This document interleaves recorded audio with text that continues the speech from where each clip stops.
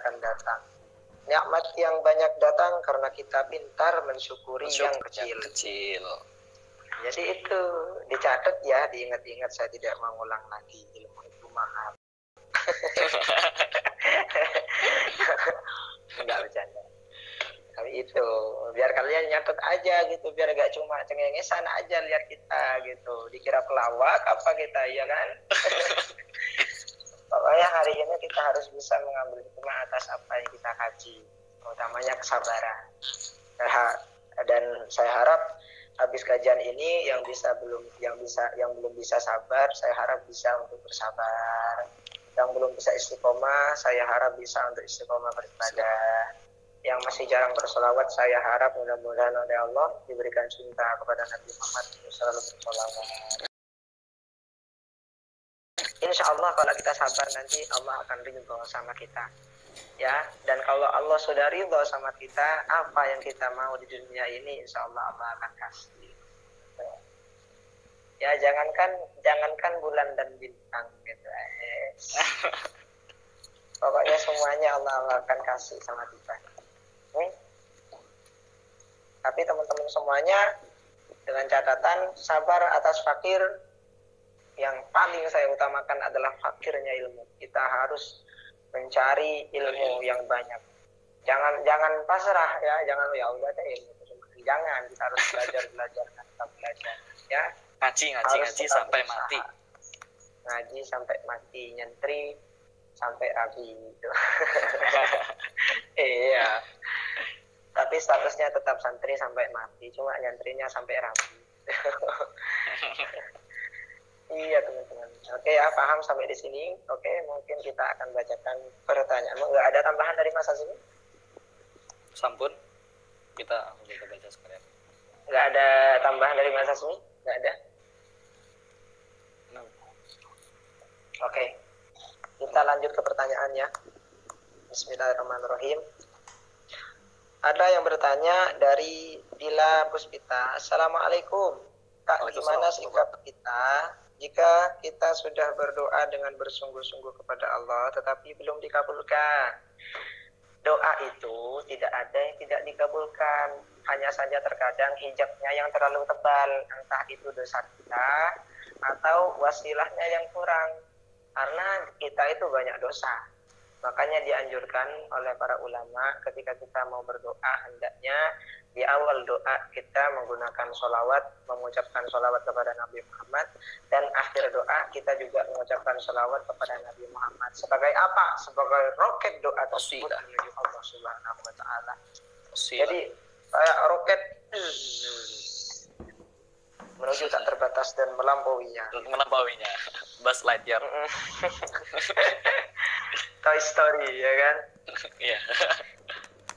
Pokoknya itu. Jadi cara pengaplikasian doa tersebut bagaimana sih? Caranya gini. Alhamdulillahirabbil alamin. Wassallallahu ala sayyidina Muhammadin wa ala alihi wa sahbihi wa sallam. Doa sudah, ya Allah, pengen kawin, pengen nikah, pengen rezeki, pengen kaya, pengen barokah, pengen manfaat dunia akhirat, pengen ini, pengen itu. Wassallallahu ala sayyidina Muhammadin wa ala alihi wa sahbihi wa sallam. Alhamdulillahirabbil alamin. Gitu. Jadi hamdalah, muji sama Allah dulu, lalu bersolawat kepada Nabi Muhammad. Setelah selesai doa, bersolawat kepada Nabi Muhammad, lalu memuji kepada Allah di akhirnya. Insya Allah doa kita akan dikabulkan. Oke, paham? La taqnatu min rahmatillah. Jangan pernah putus asa dengan rahmat Allah. Doa itu pasti dikabulkan. Kalau tidak sama kita, nanti sama anak-anak kita. Keturunan kita.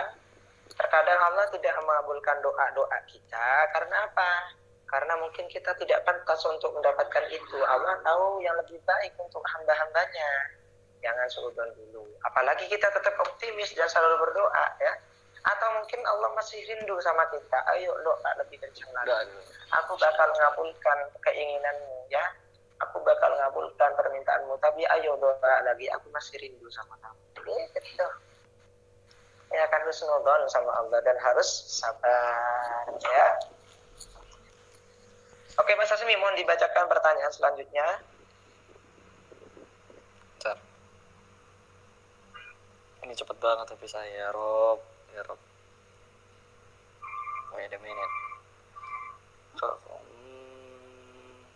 kecantol.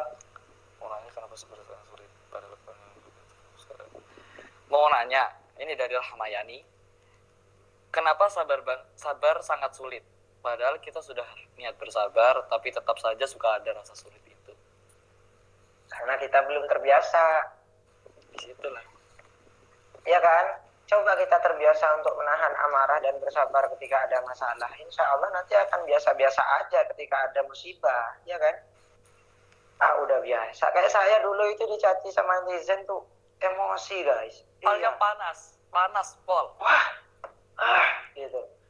Nah, ini dikasih nasihat lah. Gitu. Dikasih nasihat lah sama Gus Hafid gitu.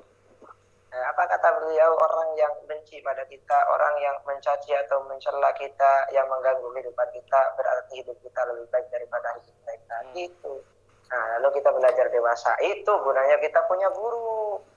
Nah, ya kan? Makanya buat teman-teman semuanya, kata saya tadi, jangan pernah meremehkan seorang guru atau mencari guru yang abal-abal. Cari guru yang sanadnya bagus keilmuannya. Ya kan? Insya Allah nanti kalau sanad keilmuannya bagus, kita akan mendapatkan manfaat atau sir dari ilmu-ilmunya beliau. Man ta'allaqa bi ahli sir yabdu lakasir.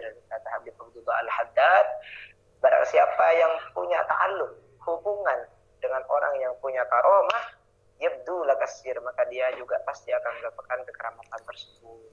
Cipratan. Ya, cipratan berkah. Tuh, sabar pokoknya sudah. Lanjut pertanyaannya.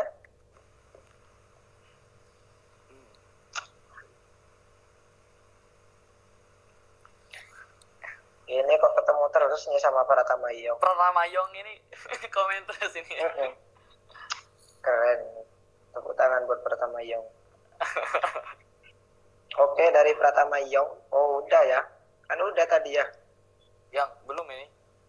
Ini kan tentang doa yang bersungguh-sungguh tapi tidak dikabulkan, itu saya jawab tadi udah ya. Tadi itu di Pratama Iyong juga. Ini Oke, kita lanjut pertanyaan lagi. Kayak masa sini mungkin ada. Ini dari Pratama Iyong lagi. Assalamualaikum.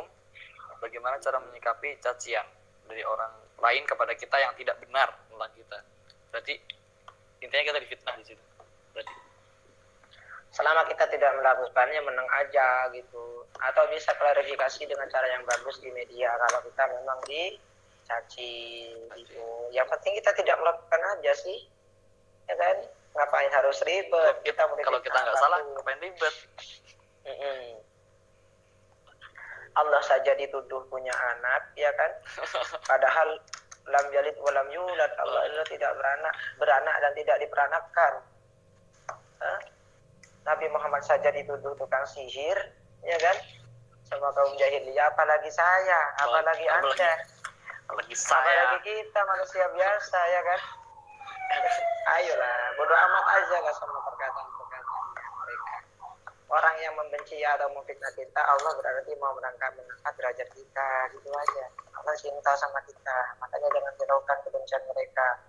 Lalu kita fokus kepada cinta yang sungguhnya, yaitu cinta Allah kepada hambanya. Gitu kan? Kita balas pakai karya. Benar, kita balas pakai apa ya? Kualitas tanpa batas. Gitu. Lebih-lebih bisa ngubah bencinya mereka jadi cinta, itu terbaik. Kayak Muhammad. Nabi Muhammad itu lawan jadi kawan. Keren. Zallat li haibatihi jami'u husunihi. Husunihi apa husumihi itu? Husumihi. Kabur semuanya gara-gara haibahnya Nabi Muhammad.